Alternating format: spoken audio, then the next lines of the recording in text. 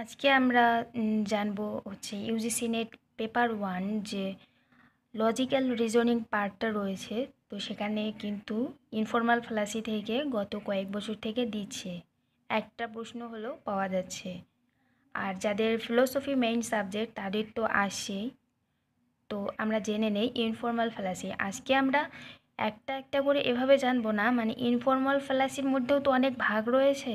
তো কতগুলো informal fallacy আমরা আলোচনা করব, মানে পরের ক্লাসে একটা একটা করে সেটা জেনে নেব, মানে একসঙ্গে জেনে নিলে খুব সুবিধা হয়। তো ইনফর্মাল ফ্যালাসি মানে কি? ইনফর্মাল, ফর্মাল মানে কি? যেখানে হ্যাঁ রুলস থাকবে, রেগুলেশন থাকবে, কিন্তু ইনফর্মাল যেখানে কোনো নিয়ম নেই, রুলস নেই। তো নিয়ম বহির্ভূত যে ভ্রান্ত যুক্তি, ফ্যালাসি শব্দটি এটা কিসের জন্য প্রয়োগ করা হয়? ভ্রান্ত যুক্তি। আর ইনফর্মাল মানে নিয়ম বহির্ভূত, তার মানে এখানে যতগুলো ফ্যালাসি আসবে সেগুলো কোনো রকম নিয়ম থাকবে না, সেখানে নিয়মের বাইরে। তর্কবিজ্ঞানকে বাদ দিয়ে দৈনন্দিন জীবনে আমরা যুক্তি গঠন করতে গিয়ে যে সকল দোষের সম্মুখীন হই সেইগুলি নিয়ম বহির্ভূত দোষ বা ভ্রান্ত যুক্তি, যাকে বলা হয় ইনফর্মাল ফ্যালাসি। ঠিক আছে? তর্কবিজ্ঞানকে বাদ দিয়ে, তর্কবিজ্ঞান মানে কি? লজিকের মধ্যে যে নিয়মগুলো রয়েছে, যে রুলসগুলো রয়েছে, হুম, তো সেগুলোকে বাদ দিয়ে আমরা দৈনন্দিন জীবনে অনেক রকমের যুক্তি গঠন করি। তো সেই সমস্ত যুক্তিগুলোকেই কি বলা হলো? নিয়ম বহির্ভূত বা ভ্রান্ত যুক্তি। এই ইনফর্মাল ফ্যালাসি বা নিয়ম বহির্ভূত ভ্রান্ত যুক্তি, হ্যাঁ, দু প্রকার।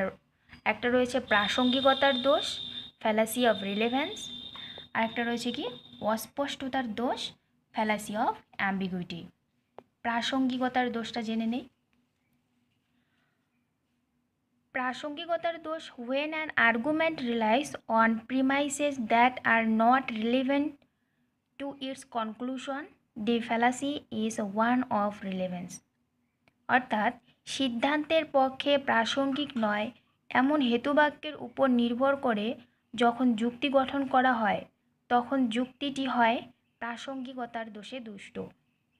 তো আমরা এটা জানি যে আচ্ছা, আগের ভিডিও বা আগের ক্লাস যদি তোমরা দেখে থাকো তাহলে নিশ্চয়ই দেখেছো যে আর্গুমেন্ট কিসের দ্বারা গঠিত হয়? আর্গুমেন্ট কতকগুলি বচনের সমষ্টি, তো এক বা একাধিক সেখানে বচন থাকে। তো এই বচনের মধ্যে যে আর্গুমেন্টের বচন থাকে তাদের প্রথম যে রয়েছে তাদেরকে বলা হয় কি? হেতুবাক্য। আর শেষে যা থাকে, আমরা শেষে যা দিই সেটাকে বলা হয় সিদ্ধান্ত। তো এই আর্গুমেন্টের মধ্যে হেতুবাক্যের উপর নির্ভর করে যখন আমরা সিদ্ধান্ত গঠন করি না, শেষে আমরা সিদ্ধান্ত দেই, প্রথমে তো হেতুবাক্য দেই যে রাম হয় মরণশীল, তো রাম হয় একজন মানুষ, তো সকল মানুষ হয় মরণশীল। হ্যাঁ, তো এরকম যখন আমরা সিদ্ধান্ত দেই এটা তো সঠিক। আর তো এখানে সিদ্ধান্তের পক্ষে প্রাসঙ্গিক নয় অপ্রাসঙ্গিক বিষয় দিয়ে আমরা যখন যুক্তি গঠন করব তখনই হবে কি? প্রাসঙ্গিকতার দোষে দুষ্ট হবে সেই আর্গুমেন্টটি। তো এখানে আমরা দেখে নিই এক এক করে কী কী আসছে। এক নম্বরে দেখো, আর্গুমেন্ট ফ্রম ইগনোরেন্স, অজ্ঞতা হেতুক যুক্তি, যাকে ল্যাটিন ভাষায় আবার বলা হয় অ্যাড ইগনোরেন্টিয়াম। যে পেপার 1-এ কিন্তু এই অল্টারনেট নামগুলোই বেশি থাকে, অ্যাড ইগনোরেন্টিয়াম, অ্যাড হোমিনেম, অ্যাড ব্যাকুলাম, পিটিটিও প্রিন্সিপি। ঠিক আছে? তাহলে তোমার ল্যাটিন ভাষার নামটা এর নেক্সট যখন ক্লাসে আমি একটা একটা করে আলোচনা করব তখন কিন্তু পিওয়াই কিউ মানে প্রিভিয়াস ইয়ার কোয়েশ্চেন সহ করব, তখন বলে দেবো। তারপর দ্বিতীয় রয়েছে কি? আর্গুমেন্ট ফ্রম ইনঅ্যাপ্রোপ্রিয়েট অথরিটি, অনুপযুক্ত কর্তৃত্বমূলক যুক্তি। 3 রয়েছে আর্গুমেন্ট ফ্রম কমপ্লেক্স কোয়েশ্চেন, জটিল জটিল প্রশ্নমূলক যুক্তি। 4 রয়েছে আর্গুমেন্ট অ্যাগেনস্ট দি পারসন, ব্যক্তি লক্ষণমূলক যুক্তি, যাকে ল্যাটিন ভাষায় বলা হয় অ্যাড হোমিনেম। আর্গুমেন্ট 5 হচ্ছে আর্গুমেন্ট ফ্রম অ্যাক্সিডেন্ট, অপ্রত্যাশিত যুক্তি। 6 রয়েছে আর্গুমেন্ট ফ্রম কনভার্স অ্যাক্সিডেন্ট, বিপরীতমুখী অপ্রত্যাশিত যুক্তি। 9 রয়েছে, না 7 রয়েছে আর্গুমেন্ট ফ্রম ফলস কজ, মিথ্যা কারণ যুক্তি। 8 রয়েছে সার্কুলার আর্গুমেন্ট, চক্রক যুক্তি, যাকে পেটিটিও, হ্যাঁ, পেটিটিও প্রিন্সিপি বলা হয়। তারপর নেক্সটে কি রয়েছে? নেক্সটে 9 রয়েছে আর্গুমেন্ট ফ্রম ইমোশন, আবেগমূলক যুক্তি, যাকে ল্যাটিন ভাষায় অ্যাড পপুলাম বলা হয়।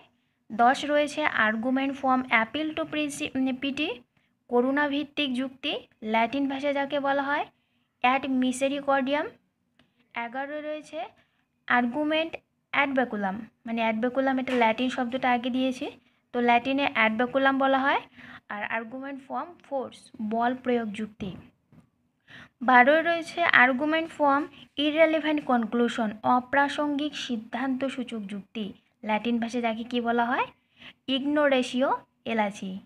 আরও রয়েছে, তোমরা যদি মোটামুটি 12টা মানে জেনে যাও, প্রিভিয়াস ইয়ার কোশ্চেন আরও সলভ করে যাও, তাহলে তোমরা পেয়ে যাবে। আর তারপরে এখানে মনে রাখবে এই যে ইনফর্মাল ফ্যালাসি যেগুলো রয়েছে বা নিয়ম বহির্ভূত সকল ভ্রান্ত যুক্তিকে কিন্তু নন সিকুইটর বলা হয়।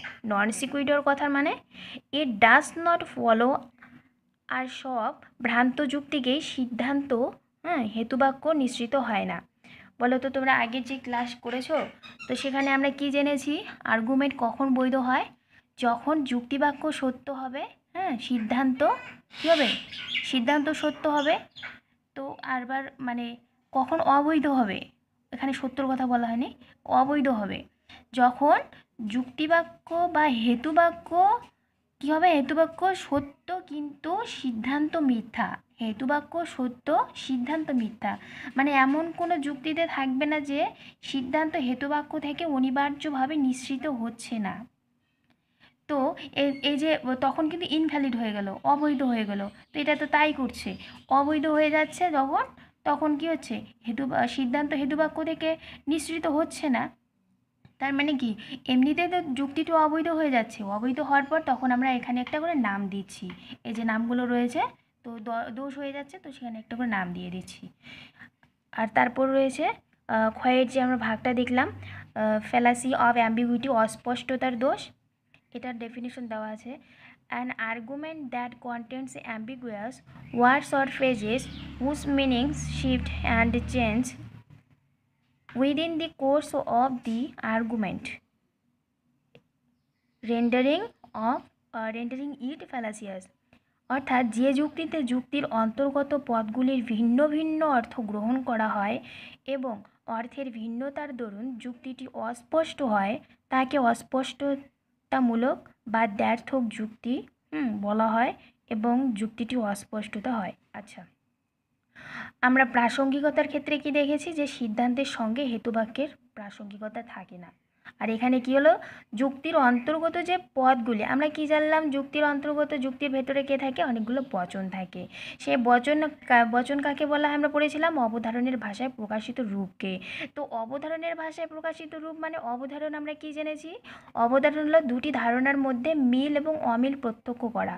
এই যতক্ষণ ভাবনা ছিল তখন অবধারণ বা জাজমেন্ট ছিল, কিন্তু যখন আমরা ভাষায় প্রকাশ করছি কি দিয়ে, উদ্দেশ্য বিধেয় কপোলা কোনো সময় পরিমাণকের দ্বারা, তাহলে কি রইল যুক্তির অন্তর্গত কী কী আছে, উদ্দেশ্য রয়েছে বিধেয় রয়েছে। এই যে যুক্তির অন্তর্গত বচনগুলির উদ্দেশ্য বিধেয় রয়েছে, তাদের আমরা ভিন্ন ভিন্ন অর্থ যখন গ্রহণ করছি তখন কিন্তু বাক্যটির বা যুক্তিটির অর্থ কিন্তু অস্পষ্ট হয়ে যাচ্ছে, ফলে সেখানে ফ্যালাসি হচ্ছে, ফলে সেখানেই কিন্তু দোষ চলে আসছে। তো সেগুলোর মধ্যে কী কী রয়েছে দেখো, একে রয়েছে ইকুইভোকেশন, ভিন্নার্থক পদ, 2 অ্যামফিবলি, ভিন্নার্থক বাক্য, 3 অ্যাসেন্ট বাচনভঙ্গি, 4 রয়েছে কম্পোজিশন গঠন, 5 রয়েছে ডিভিশন ইত্যাদি। আরও অনেক রয়েছে, তোমরা এই 5টা পড়বে, দেখবে এর মধ্যে বেশি দেখবে তোমরা PYQ-এ যারা তোমরা আগে দিয়েছো তারা তো নামগুলো শুনেই মনে করতে পারছো যে আসছে এগুলোর থেকে, কিন্তু যারা নতুন দেবে তারা এই কম্পোজিশন আর ডিভিশন এগুলো সহজ বিষয়, সহজ, কিন্তু এগুলোর থেকে প্রশ্ন আসে, তখন ওখানে আমরা বুঝতেই পাই না, যখন পরীক্ষা দিতে যাবে এখানে মানে এমন হয়ে যায় যে কোনটা হবে। তো আমরা যদি এই বেশি না পড়ে এই কয়েকটা পড়ি মন দিয়ে, তো আমরা আশা করি আমরা নাম্বার আনতে পারবো, মানে হয়তো যদি একটা আসে তাহলে 2 নম্বর, আর যদি 2টা আসে তাহলে তো 4 নম্বর আমরা পেয়ে গেলাম। আর যারা ফিলোসফির স্টুডেন্ট দেখো তোমরা এই 18 জুন 2024 যে হলো সেখানে কিন্তু ইনফর্মাল ফ্যালাসি থেকে 2টো প্রশ্ন আসছে। তো এটা ভালো করে, খুব ইম্পর্টেন্ট বিষয় ইনফর্মাল ফ্যালাসি, এটা জেনে রাখা খুব দরকার। তোমরা এখানে জানো, অন্য কোথাও জানো, গুগল থেকে জানো, বই থেকে পড়ো, কিন্তু জেনে যাও, পরীক্ষায় আসবে। ঠিক আছে, ধন্যবাদ। ভিডিওটি ভালো লাগলে লাইক, কমেন্ট, শেয়ার এবং সাবস্ক্রাইব করবেন।